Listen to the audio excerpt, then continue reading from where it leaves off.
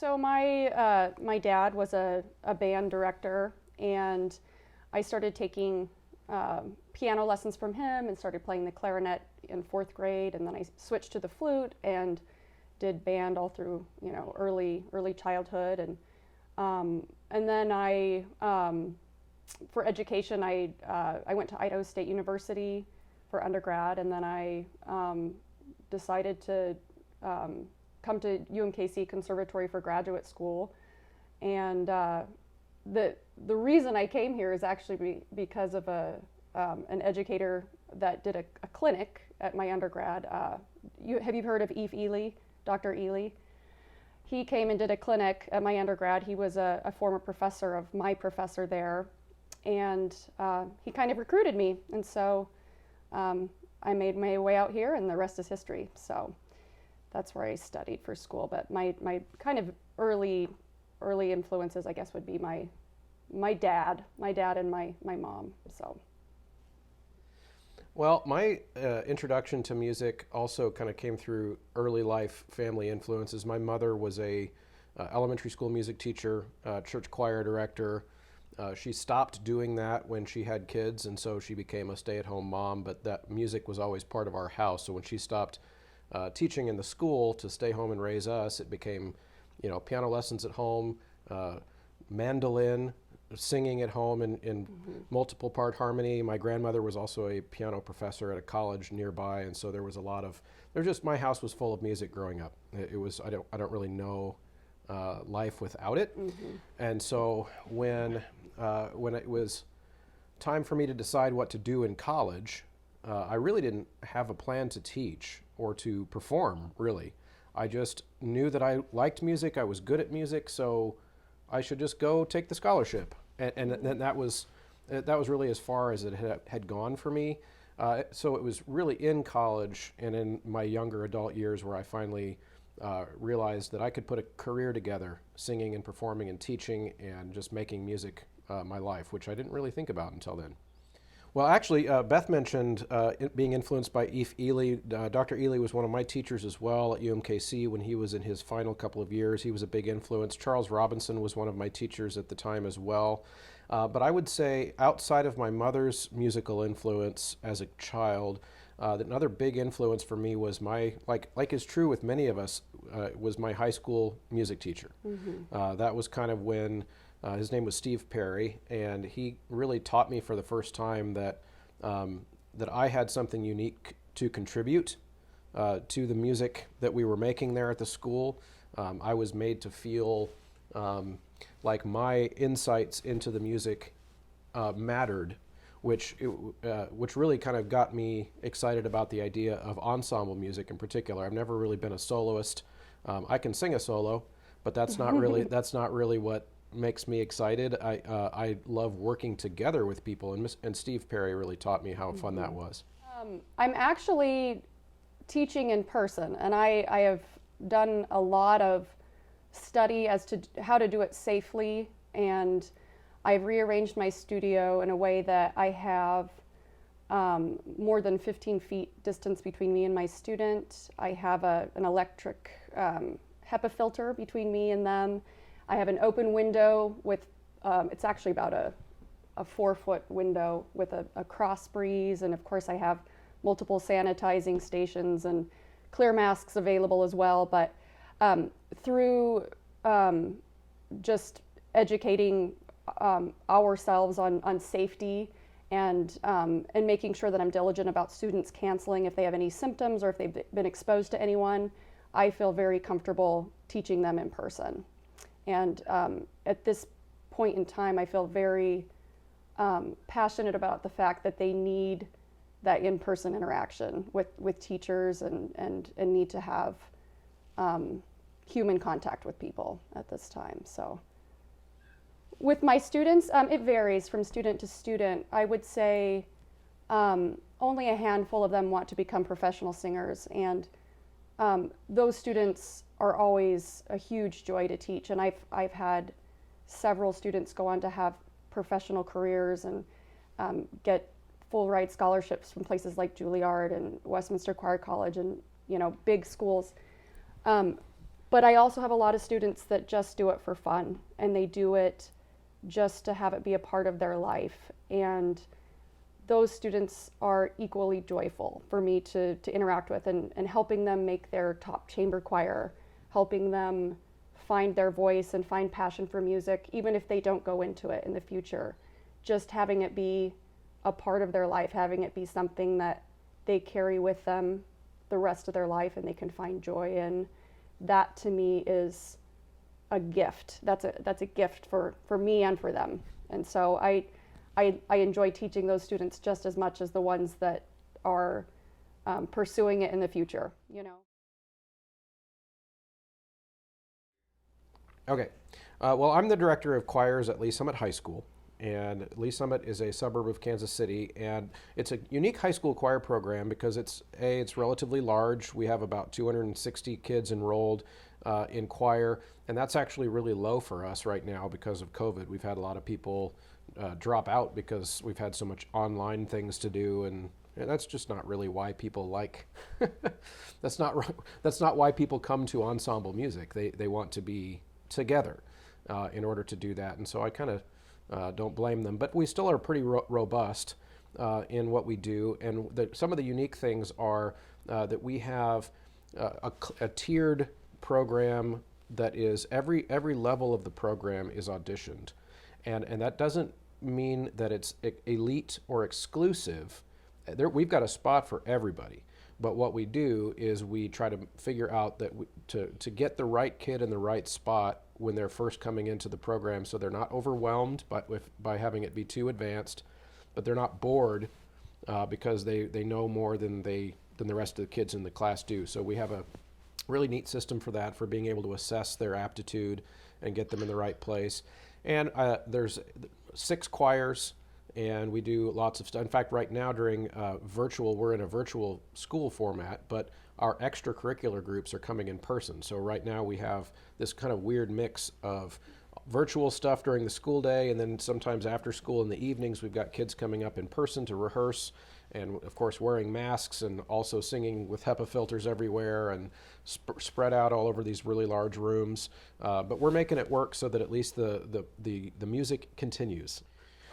So the interesting thing for ensemble music, and then I'll let if Beth has any specific things here, but with ensemble music in particular, I've noticed that when singing with masks and singing with a large amount of distance, the musicians have to be more independent than I've ever seen. And in some ways that could be kind of good.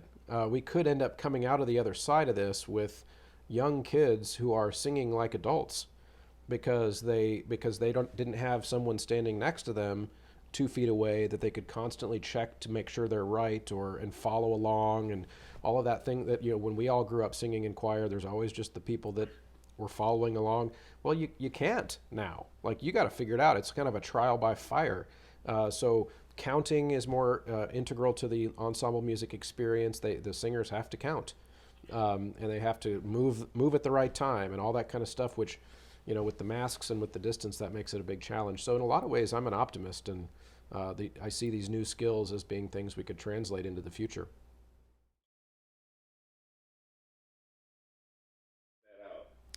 Our choir program has no pop element at all. We do Until pop and jazz at the end of the year. we do a pop show.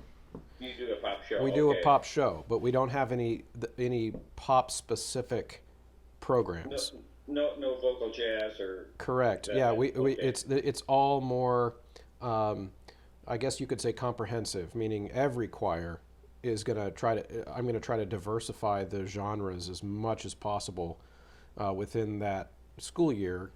Keeping in mind that a good number of my students will take choir for 4 years, but even the ones that only take it 1 year, I want them to be exposed to as many things as I can in the amount of time. So we have one show that's kind of dedicated to the more pop styles, and then throughout the year we're going to be hitting different time periods, different countries, different cultural traditions, just as much as we can in a limited amount of time. My goal with that approach is that I know that in the amount of time I have them, I'm not going to be able to expose them to every genre.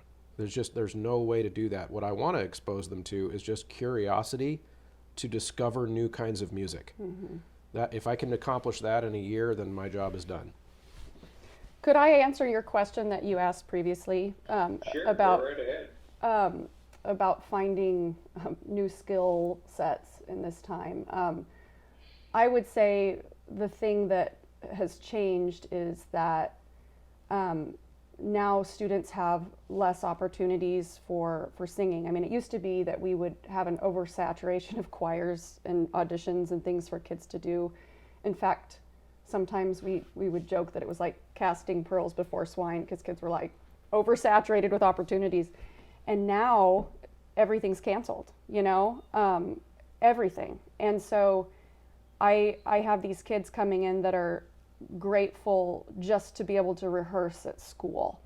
They are grateful for their voice lesson. I had a student tell me, this senior boy student tell me that the one thing that's giving him joy is his weekly voice lesson.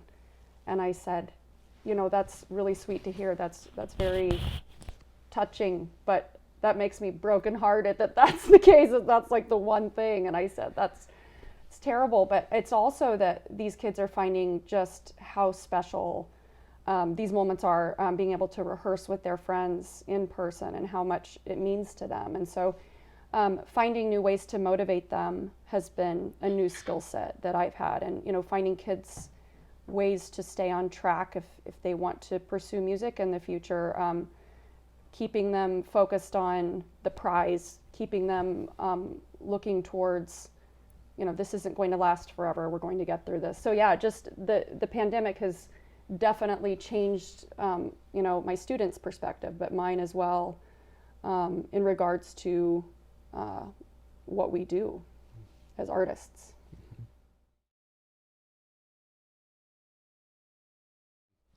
I will first say that I don't like to assert. I like to ask questions, but no, I can go with you. So the first thing I would say, and this kind of ties into my philosophy of music education, if that's okay, where the self-esteem that we try to build in kids should come from achievement in some way. Meaning, if the self-esteem comes from the teacher telling them they're great, that self-esteem won't last very long. Mm-hmm. If it comes from them realizing that they just did something great, whether I told them or not, that self-esteem lasts forever. They actually know that they did something really, really impressive. They did something especially that they didn't think they could do. And so I think the core assertion for me anyway of why I teach and why I love to teach is because I get to help kids discover that about themselves. They get to discover that they had the power to make the music. You're helping them find their why. Uh-huh. Yeah. Yep, absolutely. And so that's one. I think another one would be that the educator should be a performer. Mm. If we only exist in our musical bubbles that live inside classrooms, then we're going to lose sight of what music is really quickly. Because music is not just an academic pursuit. It's something that people need for all kinds of reasons. And if we are only, as educators, only experiencing music through what we're teaching, then I just believe that that's going to create a myopic, kind of zoomed in version of a music teacher. You also have to teach them how to perform from experience. Uh-huh. You have to have something to draw upon to teach them. Yep, and that could look all kinds of ways. I mean, I'm not suggesting that every music teacher should be a high-level professional performer, gigging or being famous. That's not the point. But I do think that every educator should make an effort to be part of some type of performing outlet, whether that be the local community choir, your church, some cover band. Yeah, a cover band, playing on the weekends, whatever it is that keeps you in touch with why you loved it in the first place when you were young, and B, what it's like for your students to be up in front of people being judged. That's, I think, an important thing, because we do lose sight of that sometimes as teachers if we're just punching the clock. You go first. Well, my time with him was, much more limited than it was with you, than his influence on you, I guess. But he made a huge impact on me. I got to first work with him, as a clinician for, a 3-day thing, and he taught through philosophy. He taught through life experience. He wasn't just shoving music down our throats. He was teaching by basically sharing his life experiences, teaching us passionate about the music, helping us dig into it and find a new interpretation. And I've come to find even more respect in what he has done by just seeing him over the years and talking to him, watching the interview that you gave on your podcast, Chris, recently, and which I just found fascinating. He really had a true philosophy for everything that he did. And we saw him interviewed at the National ACDA convention too, recently, as well. Yeah. That was with my former professor who interviewed him, Dr. Anderson. And so, I think Chris could probably speak more to that. But well, I think the most one of the most significant contributions that Dr. Ely has made to the choral music education side of the music spectrum is kind of like Beth just mentioned, is teaching with a philosophy that's a very intentional philosophy, and his is not the only philosophy. That's important to understand. But I think he would say that it doesn't matter which you choose necessarily, but you got to have one. You've got to have one. And in his particular view, and I have come to agree with this over the course of my life, is that music itself has some kind of a power over us that we don't really fully understand. And I think what Dr. Ely is really careful to make sure people understand is it's a power, and it's not just a passing bit of entertainment. Music is a lot deeper than that. Music has a lot more impact on us at a spiritual level, on a physical level, on an emotional level, and there's something really important about that. Maybe even mystical, because of its ability to dig into parts of ourselves that we can't see. It's the cliche of where words fail, music speaks, right? You have this sense that music is able to do something inside of people that nothing else can do. And so Dr. Ely has really influenced me in that way of, I take my job very, very seriously. Sometimes probably people would think I'm too intense with how important I think everything is. We've got to have that choir concert. We can't cancel it. These are, whatever it is, like these things must occur because kids need them. I need them. We as a society need the ensemble. And so I think those are all things that I learned from him and that I find to be true to this day. Yes, so Contrary KC is a local, very small professional vocal group here in Kansas City. We started back in 2009, I want to say, as really kind of a pickup choir for a couple of Catholic weddings. And with the Catholic weddings, if it's a real Catholic wedding, you've got the full mass and you've got a whole bunch of music for this hour-plus long thing, and they wanted a really good choir, so I was hired to put together a couple different performances for those. And I think it was a group of 10 singers at the time. People that we sang in professional ensembles with in the area, so people that we knew from different avenues in our performance careers at the time. Right. Yeah, so I had Beth, of course, is a fantastic soprano, and we happened to be married at the time, so she got first pick. I said yes. I said okay. And then we also, like Beth said, had some local gigging friends at the time, and we put together this group, but it was supposed to be just for the weddings. And kind of like you said with your interviews that you do here, after years and years, it just kind of became something more.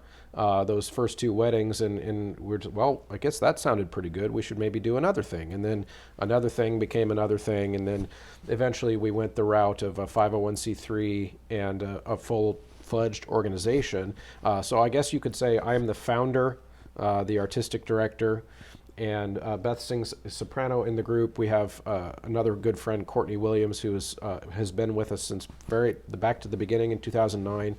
But the rest of the singers now have kind of, over the years, have cycled in, cycled out. We have auditions every summer, and refill the roster anywhere between 12 to 15 singers. We've had a lot of singers who are, former members of Chanticleer, and, people that have sung at the Met professionally, and then people that have, while they're young and here, they're just starting their career, they'll go off and sing with Cantus, or they'll go off and sing with Chanticleer. So we have a lot of people that are really talented, and some have stayed with us for 4 or 5 years, and then they might have to move away, and so there's quite a rich amount of talent in Kansas City. It's sometimes referred to as the city of choirs because it is just bubbling over with choirs, and it's pretty amazing. We actually have a couple friends who make a full-time career of singing professionally in Kansas City, and so just singing in choirs, and so it's a really great place to live in that regard. So, yeah, we're kind of the group right now is on pause during COVID stuff because it just doesn't make sense right now when you can't gather an audience. I know there's a lot of groups that are doing virtual stuff, but for us, that's not really why we love the group. Like we're willing to kind of just hang out and wait until we can get the group back together again for some smaller projects. And but the other nice thing about it is it's a labor of love for us to do it, and we don't rely on. It is a professional group in the sense that the singers get paid, but we're a small organization, so we don't have a staff to employ. Like as the year goes along, so when COVID hit, we were able to just kind of press pause, and all right, everybody, we'll start gigging again when when we can. Another big thing that the group does is we have a summer music camp that we do every summer, and we bring in several clinicians and have multi-age choirs, and we still have that on our roster for this coming summer, but we don't know if that'll happen or not. So that's our next thing to happen. We're basically just figuring it out as we go. Yeah. COVID makes things, like we said at the beginning, it's hard to plan. It's just really hard to plan things. So, but it's a really neat organization. It's been around for over 10 years now, and once we can start to plan again, we'll be back with bells on. So, one of the clinicians that we have set for the summer is Dr. Ferdinand, Jason Max Ferdinand, who's the director of the Aeolians, and so hopefully we'll get to have it. He was supposed to be our clinician last year, and then he said he would come back again this year, and so just keep kicking the can down the road if we have to. Yeah, hopefully we'll make it happen. Yeah. So definitely, I want to start doing more with my solo career now that my children are older, and I can leave them more readily with my husband if I need to. Doing more oratorio solo work, doing just more solo singing in general. I'm always a student at heart. I love to read and study vocal pedagogy, and I've thought about getting the doctorate. I don't know that I'll actually do that, but I want to also do some summer intensives and continue to learn and grow in that way as a teacher. I'm as equally as passionate, if not more, about teaching as I am about singing. So that's definitely something that I want to continue to do as well.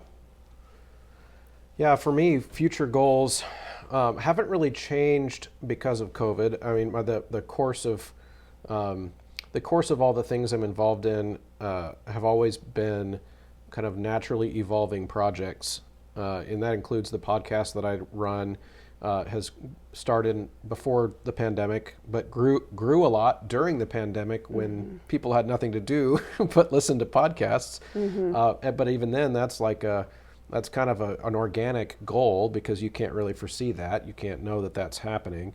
And then Contra, like I said before, has just always kind of grown without me really trying for it to grow. Of course we have to try to raise money, but it's just, my job and my passion is my teaching position at the high school. I mean, that's where I get this is my purpose in life.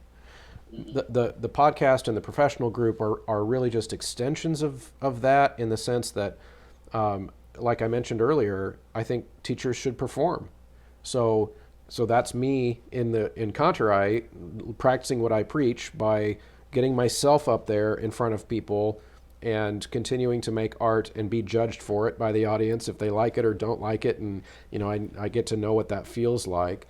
And then at the podcast, I just want to keep talking about the things that affect us as music educators and digging into topics that make us better at our jobs. And so really, I don't think of it as three different things. I just think of it as like, I'm a musician, and I teach people about it, and I perform it, and I talk about it a lot. So I'm just going to keep doing that more.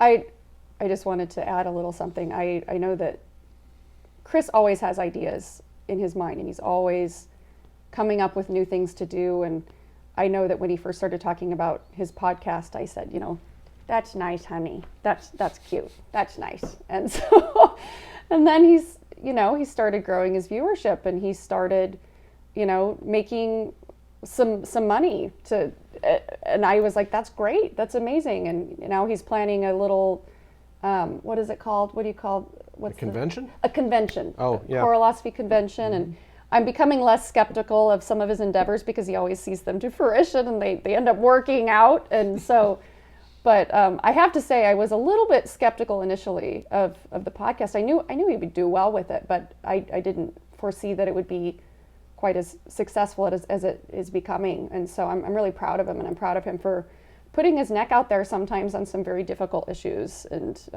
he's always got an earbud in. He's always listening to podcasts and reading, and he always is researching. Sometimes I want to go pull it out of his ear, but he's always studying, and he always knows his topics. And so I'm proud of him in that regard. I'm proud of him for constantly educating himself and stretching himself and challenging his ideas, and putting it out there for everyone else to hear. So you're embarrassing me. Am I? Why? You don't like being complimented?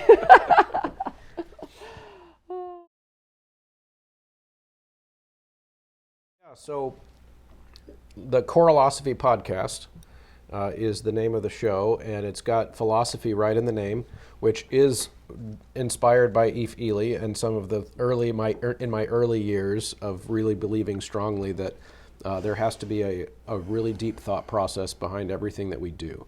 And that's not just musicians. I believe that, like, to live a full, happy, fulfilled life, you've got to have really thought deeply about why you do what you do. And so the podcast is really is that philosophy, it's that concept, but injected into the issues that face us as music educators, choral musicians, performers, vocal music, although the topics kind of run the whole gamut, because what I've discovered is that it's really hard to separate my life as a music teacher from the rest of the world. Like the rest of the world comes into my classroom. So the issues that affect everyone affect me as a teacher. And so the show has kind of taken on this almost like current events topics kind of a vibe, just because I'm always keeping my ear to the ground of what people are talking about, concerned about, and then I bring on these great people to talk about them with. I've had Jason Ferdinand on the show. I've had Dr. Ely was just recently. I've had Eric Whitaker on the show. Just luminaries of the choral profession have been on the show since, and like Beth said, it's just grown. So it's neat. People should check it out for sure. It's on YouTube or any podcast app. By the way, I've been trying to get Whitaker on the show. Jason Max did a real nice video for us. Did you go through his agent, or do you know him personally? I had my in was Tony Silvestri, who is the probably the most, well, it's his best friend, but his best friend who's also writes most of his librettos. And Tony lives nearby here, so I've known Tony for quite a while. And I had Tony on the show about a year plus ago, and he just loved coming on the show and had a lot of fun with it. And so he was willing to put a good word in for Eric. When I reached out, a conversation had already occurred.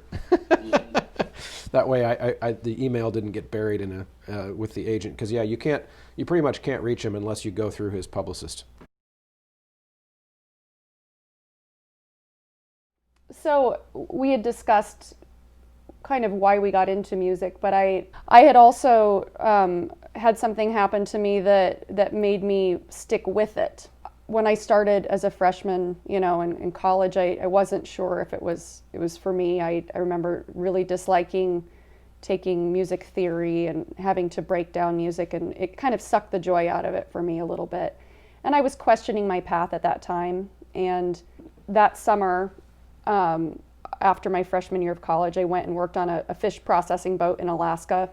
Was gutting fish 16 hours a day, 7 days a week, and working with people who... She looks like a fish processor. I do, yep. Working with people that couldn't get jobs in normal society, people that had, done time, in prison, people that had had really rough lives. And I was really scared of a lot of the people. I remember feeling very, very out of my element. And about 2 weeks into it, it was on the 4th of July, our foreman asked me, he found out I was a singer, and he asked me if I would sing the Star Spangled Banner on the stern of the boat at a meeting, at the stern meeting is what we called it. That day, one of the workers, the guy that worked in front of me in one of the lines, had stopped taking his medication and had sort of gone crazy, and they had to strap him down in the infirmary and then fly him off in a helicopter on the 4th of July. And I didn't even feel like I was in America at this point. I felt like I was in a completely different land. And I remember feeling very emotional, but I still said yes. I said I would sing. And so I sang, and while it was not my best performance singing, after I was done, I looked around and I saw people with tears in their eyes. And I had people that I had been afraid of come up to me and thank me for singing, and tell me that it meant a lot to them. And it bridged the gap between me and those people, made me see them as humans. It changed my perception of just the human being in general, and that we are all just humans. And it really had a strong impact on my life. That summer in general did. It became my new why. It became my reason of why I needed to perform, I wanted to perform, why I needed music in my life. And it was about offering a gift to the audience, being a medium to communicate an idea, healing a soul, healing a person. So it changed me a lot. That experience was very formative. And I came back to school with a newfound focus, came back, got straight A's, made the dean's list, and was completely changed after that experience. And so I still tell that to my students. It's still something that had a great impact on me.